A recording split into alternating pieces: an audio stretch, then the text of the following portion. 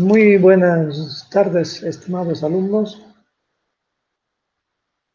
Hoy vamos a llevar adelante la clase, la última de las tres que hemos estado desarrollando, que es la relación médico-paciente 3.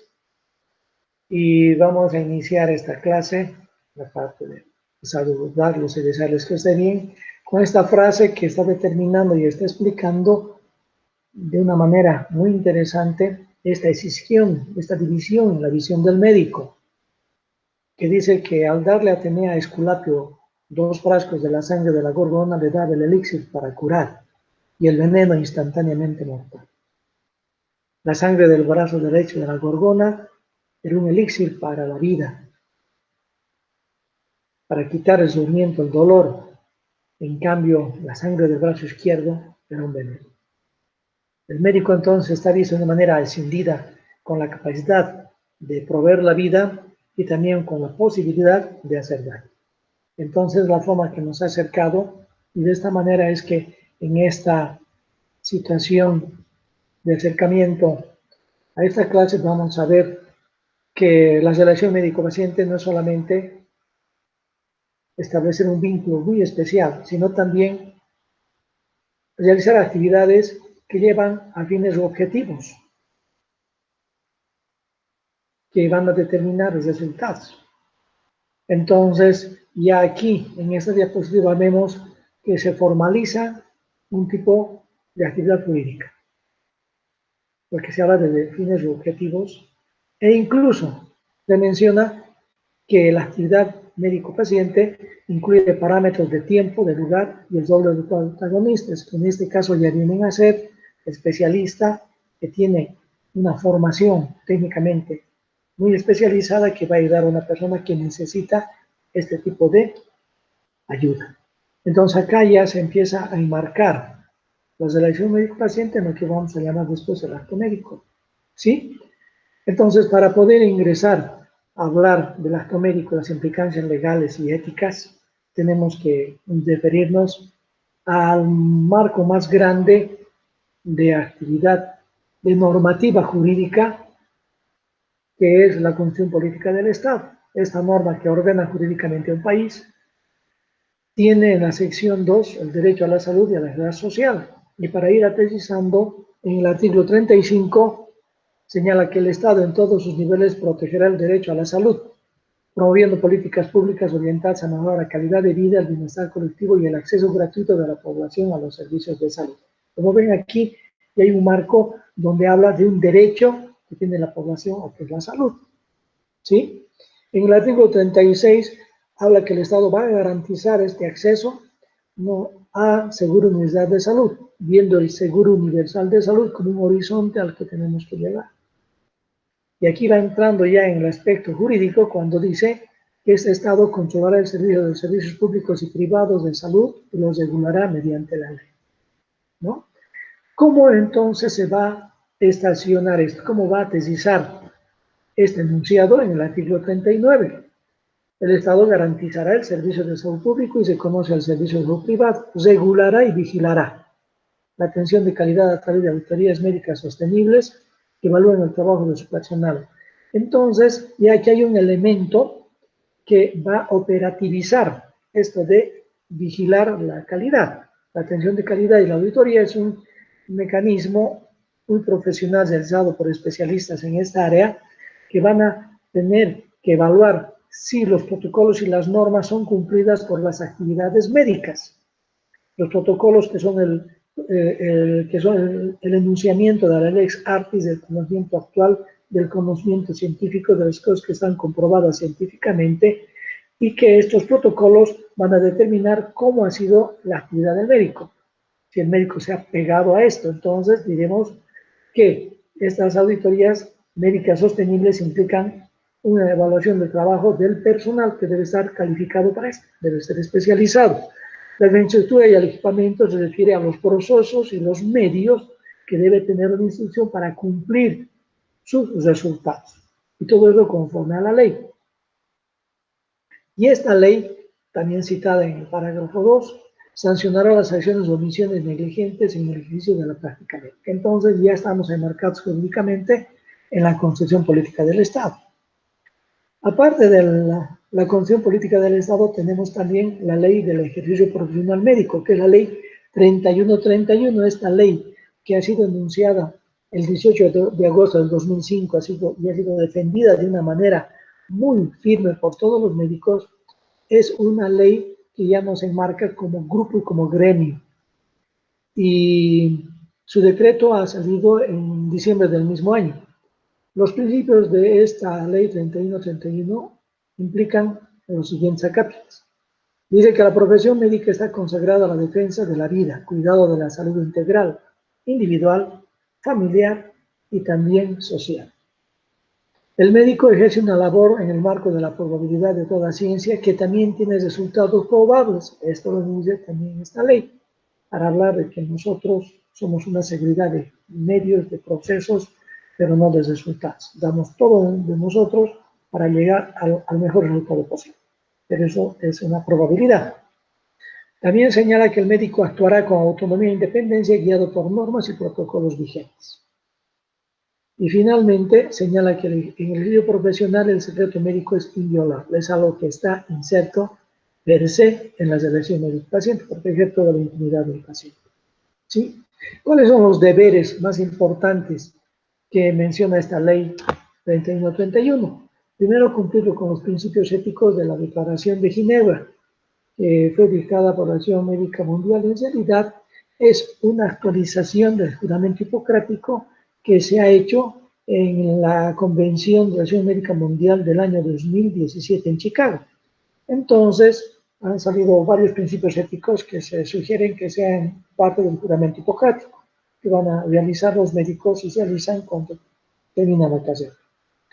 Estos enunciados de la Declaración de Ginebra, principios éticos del médico, son muy importantes y por eso me he tomado la libertad de enviarles acoplada a esta clase el material para que lo puedan revisar, que lo puedan leer y para que puedan reflexionar. Entonces, toda esta declaración está yendo junto a esta clase. También la ley 3131 especifica que el médico debe colaborar con las autoridades del Sistema Nacional de Salud en caso de epidemias, desastres y emergencias, como las que estamos presentando, y debemos estar pues cumpliendo con las exigencias de cuidar la salud de la población. También aquí entra el respetar el consentimiento expreso del paciente en función de todas aquellas cosas que le atañen a su cuerpo, a su salud. Y este es un interesante camino que se ha logrado para poder obtener el consentimiento informado del paciente. Guiarse por protocolos oficiales, que son las normas técnicas del conocimiento actual, que son con las cuales se va a emparejar la actividad del médico. Se va a hacer una evaluación paralela para ver si se cumplen estas normas técnicas, normas del conocimiento científico actual. Estas normas es una aproximación de un momento determinado al conocimiento de la ciencia. Lo ideal sería que cada 3, 4, 5 años se estén revisando. Y eso es lo que la norma dice, por lo menos cada 3 años debería revisarse. ¿Sí? También un deber del médico es brindar atención en riesgo de muerte y en caso de urgencia ningún médico, centro de salud, hospital o clínica podrá negar la atención básica que tiene que ver con el médico. Entonces el acto médico ya es un acto jurídicamente establecido y tiene ciertas características. Es un acto relacional porque básicamente se está enmarcando en una situación de dos personas en las cuales uno técnicamente especializado, muy calificado, va a ayudar a otra persona.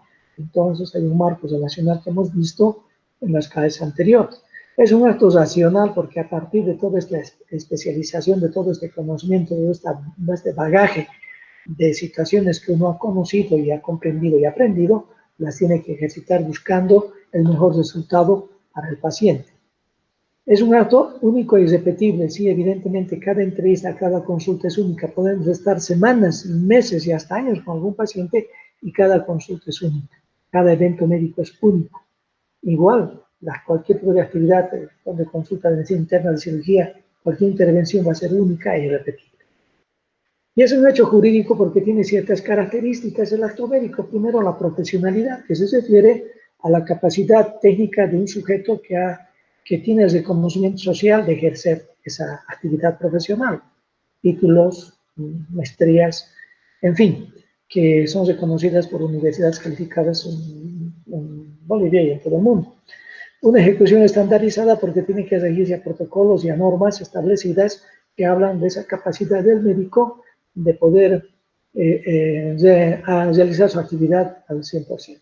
Tener una finalidad, porque está hablando de que buscamos resolver un problema de salud, ayudar en lo posible a curar a un paciente.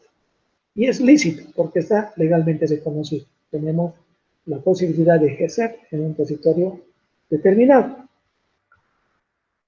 Cuando ocurre un evento médico y hay problemas, entonces rápidamente la estructura social se pregunta, ¿es tolerable este delito que ha ocurrido porque ha habido un daño? ¿Ha sido intencional o doloso, imprudencial o culposo, o preterintencional, que es el dolo más daño? Aquí entonces la sociedad nos enmarca y el aparato legal nos dice muy bien cuál es la sociedad doctor y qué es lo que ha pasado. Entonces nosotros estamos enmarcados en el inciso B, imprudencial o culposo. Significa que las cosas que ocurren están sujetas a una determinada situación que no se buscaba producirse y que se ha producido. En el A nosotros no tenemos ninguna intención o dolo para hacer esto, de ninguna manera, mucho menos en el C, que es algo que se busca propositivamente hacer.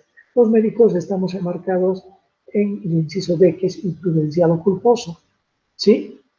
Ahora bien, tenemos que tener en cuenta que por mucho que los resultados hayan sido involuntarios y sin dolo, y que haya sugerido situaciones de azar, de cosas que no están bajo nuestro control, si esto constituye un perjuicio para el paciente o para los familiares, estos pacientes tienen derecho a pedir explicaciones, recompensas o retribuciones. ¿Por qué? Porque hemos dañado, se ha producido un daño, y esto entonces tiene que verse en la parte legal.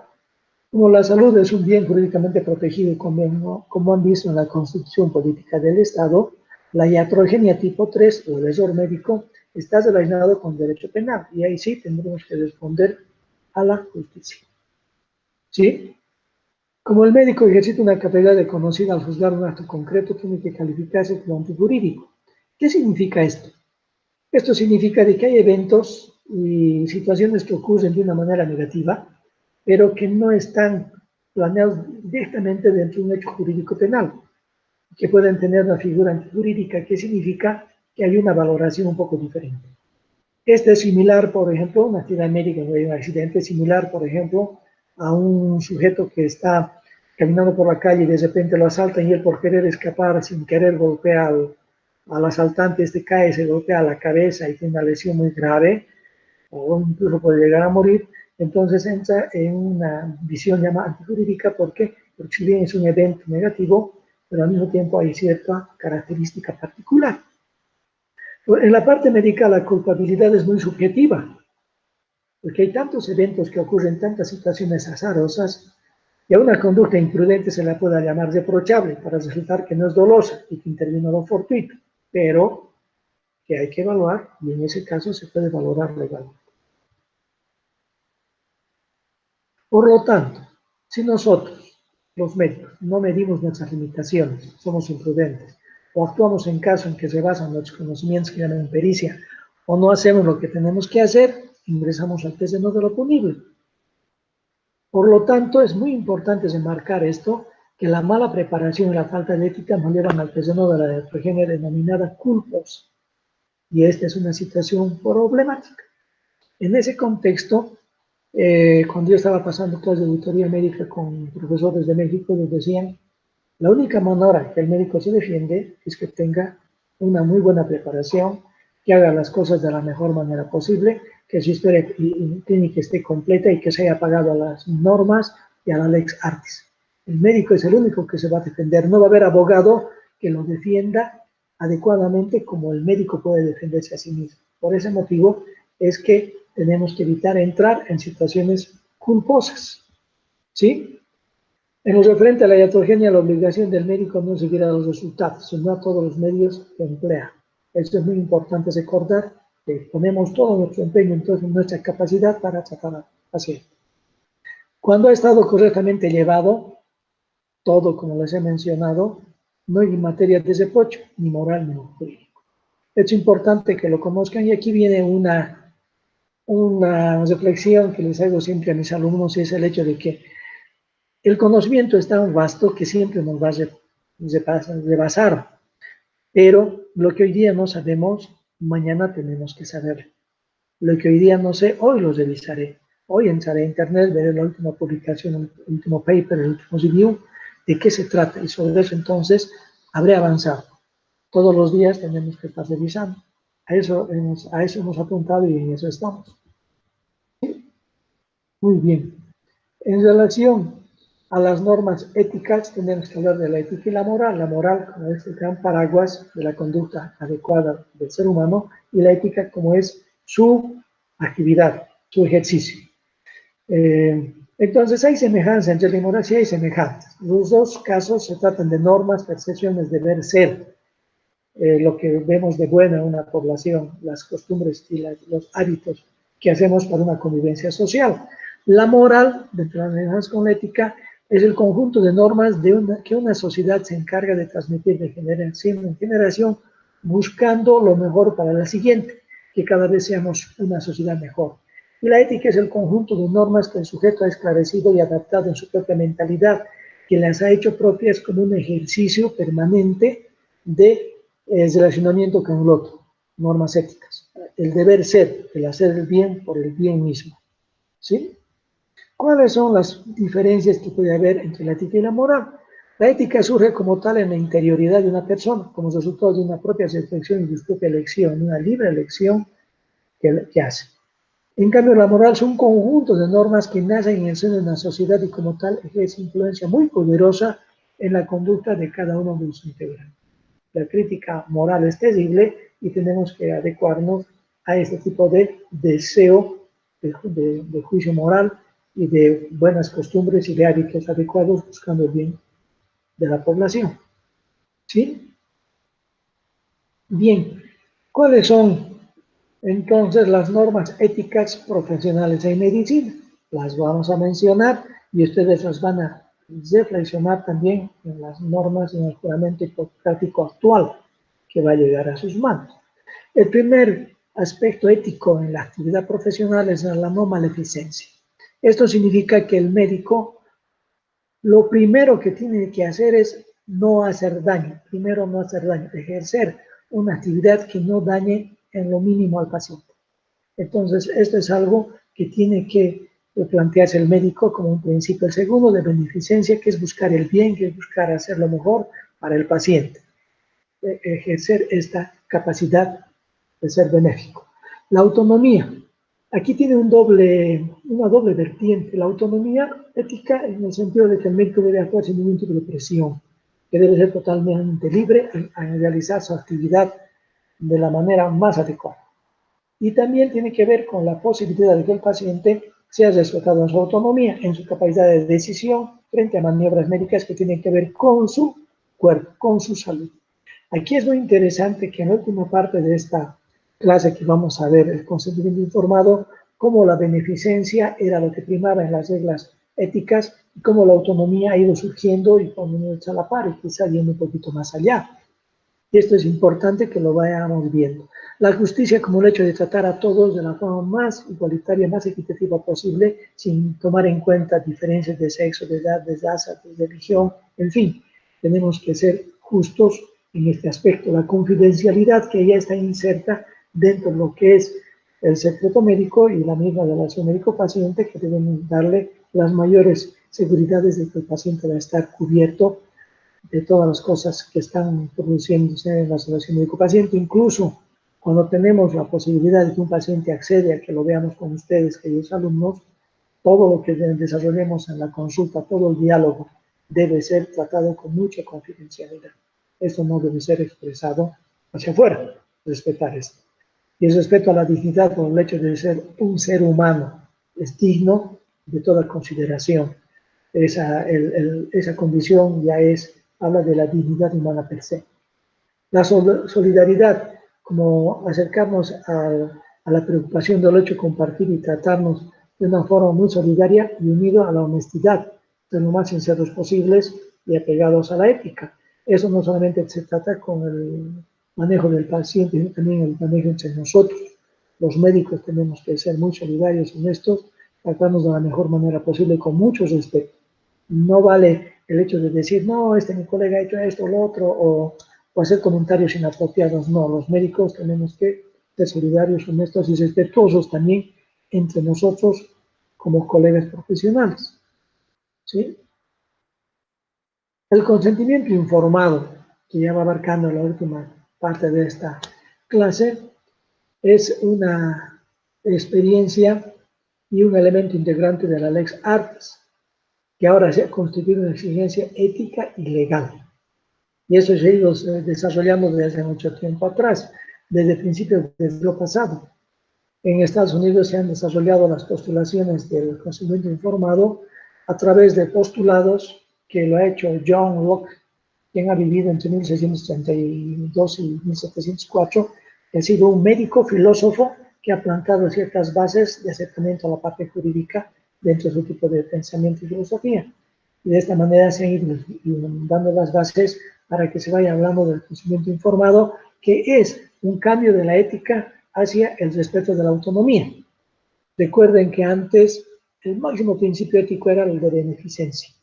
Hacer todo para salvar la vida del paciente, hacer todo por el paciente. Y aquí hablaba de que lo más importante era salvar la vida y utilizar todos los mecanismos para esto, prolongarla, pero actualmente el principio ético básico es más bien el hecho de dar la mejor calidad de atención y también el mejor bienestar posible frente a los procesos de las enfermedades, ¿no? Asegurar que el paciente tenga lo mejor en calidad de vida. Entonces aquí se habla de la autonomía y se va hablando sobre este aspecto. En ese sentido, podrían decir que el consentimiento informado va a ser definido como la conformidad de que el paciente exprese su aceptación o rechazo. Es importante esto, a una determinada maniobra disponiendo de la debida información. Por lo tanto, es una obligación legal y ética, reglamentaria, de informar al paciente de una determinada observación médica, de una determinada actividad médica que vamos a hacer. Obviamente, con una posibilidad de llegar a que el paciente nos entienda lo que vamos a decir, utilizando un léxico, un lenguaje apropiado para cada persona de acuerdo a su nivel de instrucción. Eso se tendrá que entender, ¿sí? Entonces, aquí hay dos reglas éticas que han estado un poco en contradicción, en una pugna, podríamos señalar, el principio de beneficencia y el de autonomía. El de beneficencia, entendido como lo que es médicamente beneficioso para el paciente, lo que el paciente considera beneficioso, y lo que es beneficioso para los seres humanos como tales, interpretado de la función del médico. Entonces, esta era la visión de que el médico tenía una actitud más o menos paternalista. Y el principio de autonomía, que se basa en el reconocimiento de la individualidad de la persona, su unicidad y alteridad de la persona en relación a que es único y que es el otro, y quiero respetar porque es aparte de mí, tengo que respetar esa individualidad. Y también apoyándose el principio de autonomía en que las determinaciones sobre la salud del paciente son de su exclusiva incumbencia personalísima, que está remarcando esta decisión propia y única. Entonces aquí las cosas vienen en un contexto de respetar este tipo de decisiones. Es interesante cómo ha ido avanzando esto, y acá me he tomado el trabajo de buscar hechos jurídicos que han sentado jurisprudencia. ¿Qué significa esto? Significa que son eventos legales que han ocurrido en los estrados judiciales, que han sido un elemento que por primera vez se ha presentado y que ha sido algo que ha determinado las conductas posteriores, ha sentado jurisprudencia. El primer caso, el caso Salter de 1717, es de una señora que les ha hecho un proceso legal a dos médicos, a Baker y Stapleton, porque los ha acusado de mala práctica. Yo no entiendo cómo se han podido dar las cosas, han sido muy adecuadamente llevadas por estos disque colegas, porque estaban determinados a tener problemas. Ella era una señora que se fracturó la pierna y que iba a verlos a estos médicos, Y estos médicos lo que hacían era refracturarle la pierna, volverla a fracturar, porque estaban utilizando y estaban probando un equipo ortopédico para mejorar las fracturas. Entonces, obviamente, este tipo de actitud fue llevado a un juicio y la señora Salter entonces ganó este proceso que fue determinado por mala práctica. Ex colegas fueron entonces legalmente intimados por mala práctica. El caso Amor en 1905 va un paso más adelante, también es asentado en jurisprudencia. Jane Moore es una señora que tenía lesiones en los oídos. Fue donde el especialista y quedaron en que le iba a operar el oído derecho. Y el oído izquierdo tenía también un problema. Pero expresamente la señora Anne le dijo al especialista que no le opere el oído izquierdo. Pero seguramente cuando operó el oído derecho le fue también al colega que dijo, ahora le opero el izquierdo y le operó también el izquierdo. Aparentemente las cosas no fueron mal, pero la señora demandó por agresión, porque no había ella expresado que le opere, aún más, había dicho que no le opere el oído izquierdo. Probablemente ella quería ver cómo iba la operación, cómo salía de la operación, y en función de eso decidir. Entonces, sí, la señora Anne Moore en 1905 ganó el proceso contra el médico y esta vez fue la figura de agresión. En 1957, ya más cerca, el caso de Martin Salgo de un ciudadano que tenía problemas y que le tenían que hacer una ortografía contrastada. Y por lo tanto le pusieron contrastes, hicieron una serie de maniobras que como un efecto secundario a las maniobras y a la aplicación de contrastes y todo eso, presentó una paraplegia, no podía mover las extremidades inferiores. Entonces él hizo un proceso contra el médico indicando que el médico no le había explicado todo y no le había dicho que esa era una probabilidad que le podía ocurrir. El médico, para defenderse, expresó de que no se le podían decir a los pacientes toda la información de las cosas que podían ocurrir, aunque sean remotas, porque en ese caso probablemente muchos pacientes no se beneficiarían de actividades médicas. Acá el tribunal falló en contra del médico y obligó a partir de 1957 para adelante a que todos los médicos deban dar la información completa y veraz de lo que ocurre en las maniobras médicas, quirúrgicas, médicas y farmacológicas. Entonces esto ya fue una jurisprudencia. Entonces aquí se abre un debate y evidentemente si uno lee un protocolo o un borrador de por ejemplo, informado por una cirugía, lee y prácticamente hay muchas cosas que a uno le preocupan. Hasta una hemorragia, entonces no quiero saber que se puede morir de una hemorragia, o se puede dar. Pero esto es algo muy complicado, entonces había que plantear algún tipo de información que pueda ser dada con más cautela. Y ahí surgió el privilegio terapéutico que está hablando de la posibilidad de manejar la información según una visión del profesional llamado un estándar profesional o según un estándar de las personas razonables, donde el médico decía que hay ciertas personas que se beneficiarían de una intervención quirúrgica, de una maniobra médica, pero que si le daban toda la información completa probablemente rechazarían y no estarían en condiciones o les haría mucho daño psicológico el hecho de saber todo lo que se podría hacer, explicar cómo va a ser el procedimiento y las complicaciones. En ese caso sí, se podría evaluar a una persona y ver si realmente no podría tener toda la información posible, pero es características de personalidad, además de su propia capacidad de entender. Esto entonces es algo que se ha planteado como un privilegio. El caso Candura, el caso más cercano a nosotros de 1978, es de la señora Candura que se presenta como una paciente que tiene un inicio de gangrena en una pierna. Entonces el médico le explica que esa infección es muy seria y para poder evitar que surja una sepsis y que haya una muerte por sepsis, que le tenía que amputar la pierna supracondilia, ¿no? Por encima de la rodilla. La paciente firma su consentimiento informado, pero después de reflexionar se desanima y le dice al médico que no quiere hacerse operar. La hija, cuando se entera de esto, le dice que no era posible, que ella tenía que hacerse operar, y entonces entra en una diatriba, entra en un problema. La señora Candura no quiere y su hija exige que se opere, porque quiere que se salve la vida. Ella no quiere. Entonces ella le hace un proceso donde quiere declararla con discapacidad mental.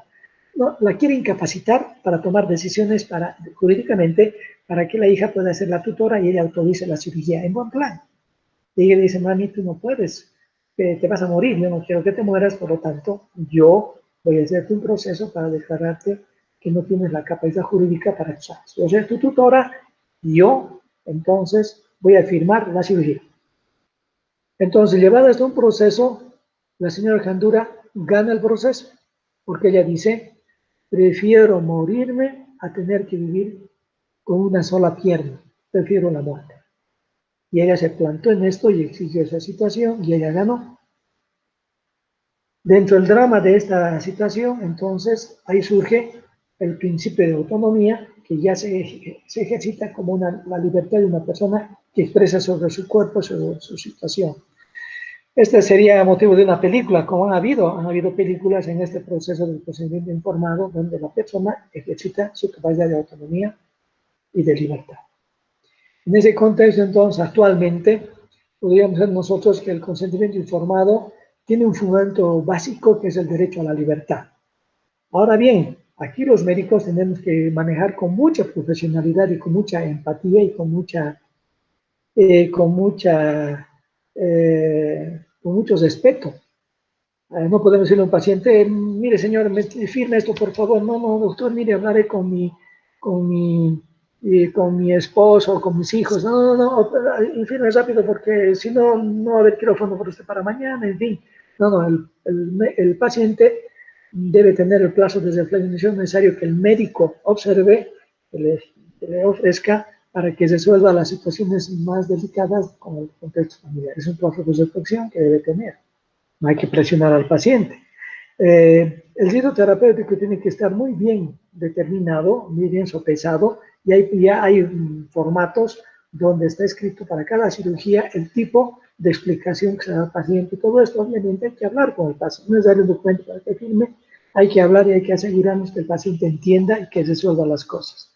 El privilegio terapéutico que se tiene es una situación un poco delicada, pero que sí está enmarcando la relación médico-paciente y básicamente tiene esta concepción paternalista del médico que se va a querer regir por la beneficencia. Yo sé lo que es mejor para el paciente. Aquí hay una concepción utilitaria también donde podemos utilizar la misma expresión para no hacer que el paciente agarre y cierre la puerta a una maniobra que le va a salvar la vida potencialmente. Y la mentira piadosa que es la esperanza, la esperanza que siempre vamos a dejar abierta.